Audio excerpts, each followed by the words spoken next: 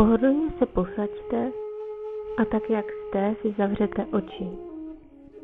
Uvědomte si dotyk s podložkou, kde se vaše tělo dotýká židle, nohy podlahy.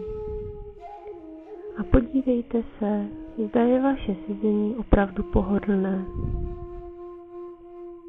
Pokud vás někdy něco tlačí, upravte své sezení tak, aby bylo příjemné. Uvědomte si, jak máte nohy, ruce, záda, hlava, jak vám sedí na krku. A svým vnitřním zrakem si prohlédněte celou svou sedící postavu. Před svým vnitřním zrakem si představte barvu žlutou. Počkejte, jaký pocit se v těle objeví a co vás k ní napadne.